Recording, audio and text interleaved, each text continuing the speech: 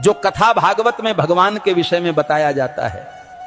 मैंने कहा वे झूठ बोलते हैं। अगर कोई इंसान बीमार होता है तो कहां जाएगा बोलो? राम मंदिर जाओगे या अस्पताल जाओगे? कहते हैं गाय का गोबर खाने से कैंसर ठीक होता है, तो बताओ भक्तों, इलाज के लिए विदेश क्यों जाते हो? समझो जरा। ये सब हम लोगों को भगवान के नाम पर गुमराह कर रखा है। और जब यही लोग कहते हैं धन दौलत त्याग कर भगवान की शरण में आ जाओ, और खुद कहीं पर भागवत कहने जाते हैं, लाखों रुपये लेते हैं। ये मायाजाल ही तो है। भगवान की शरण में जाने का मतलब यह थोड़ी है कि अपने शरीर का ध्यान छोड़ दो। जो शरीर भगवान ने दिया है उसकी सेवा भी तो ईश्वर सेवा है। जब बुखार आता है तब राम की जगह दवा ढूंढते हो। जब जीवन भर की परेशानी हो तब बाबा का झूठा गोबर इलाज क्यों बन जाता है? गाय पूज्य है, इसमें कोई दो राय नहीं, पर यह कहना कि गोबर खाने से कैंसर ठीक हो जाएगा, यह विज्ञान नहीं, धोखा है। जो कथावाचक कहते हैं धन दौलत छोड़ दो, भगवान की शरण में आ जाओ, वो खुद लाखों के हवाई सफर करते हैं, एसी पंडाल में रुकते हैं और पाटीदारों से लिफाफा लेते हैं। तो त्याग हमें क्यों सिखाते हो? तपस्या की राह हमें क्यों दिखाते हो, जब खुद तुमने उसका कोई अनुसरण नहीं किया? भगवान के नाम पर डर बेचकर जो अपने महल खड़े करते हैं वो संत नहीं, व्यापारी हैं। सच्ची भक्ति वो है जो आंखें खोलती है, ना कि आंखें बंद करवाती है। और आखिर में बात सीधी सी है, भगवान अंधविश्वास से नहीं, सच सेवा और विज्ञान से मिलते हैं। सीताराम सीताराम। भविष्य मालिका कहती है जब पाप बढ़ेगा तो समय न्याय करेगा और धर्म की असली परीक्षा शुरू होगी। 2032 से सत्य युग का आरंभ होगा, लेकिन उससे पहले पूरी धरती हिलेगी। प्यारे भक्तों, 2 सूरज दिखेंगे आकाश में, पर उनमें से एक सूरज नहीं, विनाश का दूत होगा। बंगाल की खाड़ी में गिरेगा अग्निपिंड और समंदर उठकर धरती को लील जाएगा।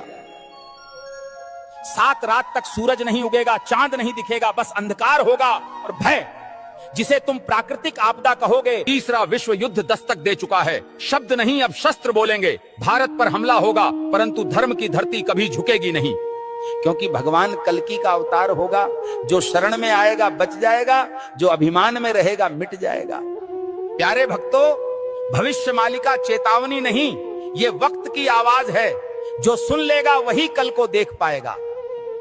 धर्म अब उपदेश से नहीं बचेगा, धर्म बचेगा तो तुम्हारे कर्म और श्रद्धा से।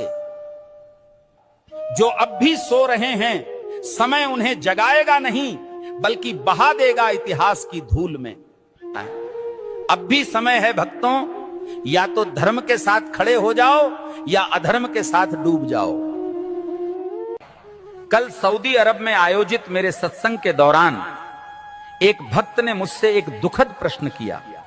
भक्त ने प्रश्न किया, गुरुजी, क्या राखी बांधने से बड़ी बात यह नहीं कि हर औरत को बहन समझा जाए? अरे मूर्खों, राखी के धागे पर इज्जत की एक्टिंग करते हो और बाकी दिन उसी इज्जत को आंखों से नोचते हो। राखी का धागा इज्जत का प्रतीक है, पर नजरें ही इज्जत न दें तो वो धागा क्या करेगा?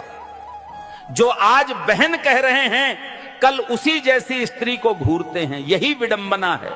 जिस दिन पुरुष की नजर नारी को सच में बहन समझने लगेगी, उस दिन हर बेटी, बहन, हर स्त्री सुरक्षित अनुभव करेगी। भाई कहे जाने से कोई बड़ा नहीं बनता, उसके विचारों और दृष्टिकोण में सम्मान हो, यही सच्ची मर्दानगी है।